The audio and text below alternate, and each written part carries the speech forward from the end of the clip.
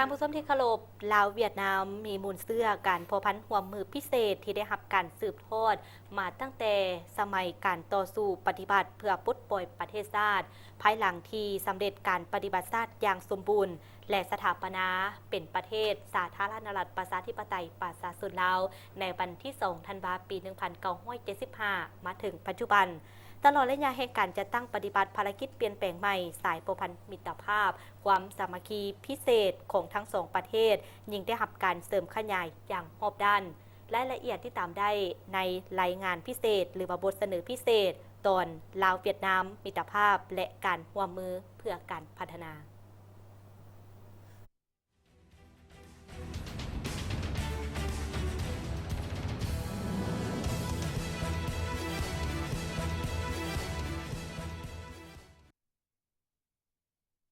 สายพัวพันมิตรภาพความสามัคคีพิเศษและการร่วมมือของสองประเทศลาวเวียดนามเป็นบุญเสื้ออันล้ำค่าที่ประธานไกรสอนพรหมวิหารประธานสุภานุวงศ์ผู้นำที่แสนเคารพรักของประชาชนลาวและประธานโฮจิมินห์ผู้นำที่ยิ่งใหญ่และแสนเคารพรักของประชาชนเวียดนามได้ริเริ่มตั้งแต่สมัยเหตุการณ์ปฏิวัติเพื่อต่อสู้ต้านจักรพรรดิผู้หุกหาญประชาชนลาวและประชาชนเวียดนามได้เคียงบ่าเคียงไหลร่วมคุดค้องในหลายบั้นหบที่ดุเดือดเขี่ยวขาดในภารกิจปลดปล่อยชาติจนสามารถญาติได้ไซชนะอย่างสง่างาม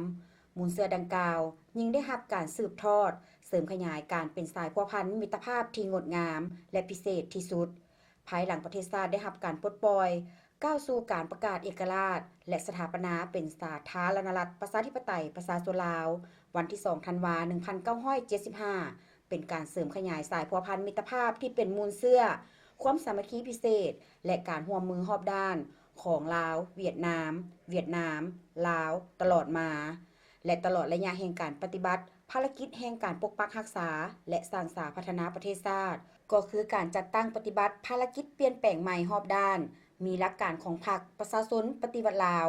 ก็ได้รับการสนับสนุนจากบรรดาประเทศเพื่อนมิตรและหนึ่งในนั้นแม่นการสนับสนุนจากภาครัฐและประชาชนเวียดนามอ้ายน้องซึ่งได้ประกอบส่วนพัฒนาคงเขตต่างๆเฮ็ดให้การเมืองมีความมั่นคงเศรษฐกิจได้รับการพัฒนาสังคมมีความสงบและเป็นระเบียบเรียบร้อยมาถึงปัจจุบันเวียดนามเป็นอันดับต้นๆของการลงทุนต่างประเทศอยู่สาธารณรัฐประชาธิปไตยประชาชนลาวในการพบปะคณะผู้แทนขั้นสูงระหว่างสหายทองลุ้นศรีสุริตเลขาธิการใหญ่ประธานประเทศแห่งสาธารณรัฐประชาธิปไตยประชาชนลาวและสหายเลืองเกืองประธานประเทศแห่งสาธารณรัฐสังคมนิยมเวียดนามในโอกาสเดินทางเยี่ยมยามรัฐกิจสาธารณรัฐประชาธิปไตยประชาชนลาวระหว่างวันที่24-25เมษายน2025ที่นครหลวงเวียงจันทน์ผู้นำทั้งสองฝ่ายได้มีความปิติยินดีที่เห็นว่าการพัวพันร่วมมือของสองประเทศในระยะ1 ปีผ่านมาแม้นสืบต่อมีการพัฒนาอย่างบ่หยุดยั้งในขงเขตเวียกงานเป็นต้นการร่วมมือทางด้านการเมืองสืบต่อมีความไว้เนื้อเชื่อใจหนักแน่นมั่นเทียงและนับมือมีความใกล้ชิดสนิทสนมการนำขั้นสูงก็คือบรรดากระทรวงแขนงการและท้องถิ่นได้มีการพบปะเยี่ยมยามและไปมาหาสู่กันอย่างเป็นปกติ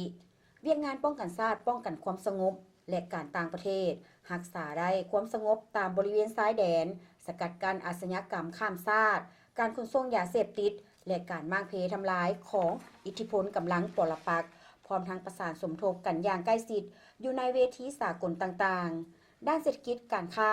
เห็นว่ามูลค่าการค้า2ส่วนเพิ่มขึ้นในแต่ละปีการลงทุนของเวียดนามก็สืบต่อเป็นประเทศอันดับต้นๆที่เข้ามาลงทุนอยู่ลาวการร่วมมือด้านอื่นๆเช่นด้านเทคโนโลยีการศึกษาสาธารณสุขแถลงข่าววัฒนธรรมกีฬาท่องเที่ยวองค์การจัดตั้งมหาชนและการไปมาหาสู่ระหว่างประชาชน2ประเทศก็ได้รับการพัฒนาอย่างต่อเนื่องและบรรดาโครงการร่วมมือที่เป็นยุทธศาสตร์ระหว่าง2ประเทศก็สืบต่อมีความคืบหน้าและเป็นรูปธรรมพร้อมเดียวกันนี้2สหายประธานประเทศลาวเวียดนามได้เห็นดีเป็นเอกภาพจะสืบต่อสุขยู่แขนงการที่เกี่ยวข้อง2ฝ่ายเป็นเจ้าการในการจัดตั้งปฏิบัติอย่างมีประสิทธิผลบรรดาข้อตกลงของการนำขั้นสูง2พรรค2รัฐก็คือบทบันทึกการร่วมมือของบรรดากระทรวงแขนงการต่างๆทั้งอยู่ศูนย์กลางและท้องถิ่น โดยเฉพาะการเสริมจอดพื้นฐานด้านเศรษฐกิจของสองประเทศ โดยผ่านบรรดาโครงการร่วมมือที่เป็นยุทธศาสตร์ที่สำคัญ เพื่อเป็นพื้นฐานอันสำคัญให้แก่การเชื่อมโยงภาคพื้น และเป็นท่าแหงขับเคลื่อนทางด้านเศรษฐกิจของลาวและเวียดนามในอนาคต ซึ่งทั้งหมดนั้นได้ยั่งยืนให้เห็นถึงการเสริมขยายมูลเสื้ออันล้ำค่าของสายพัวพันมิตรภาพอันยิ่งใหญ่ทั้งเป็นการหัดแน่นความสามัคคีพิเศษและการร่วมมือรอบด้านระหว่างสองพรรคสองรัฐและประชาชนสองชาติเวียดนามลาวที่นับมือเจริญรุ่งเรืองและแตกดอกออกผล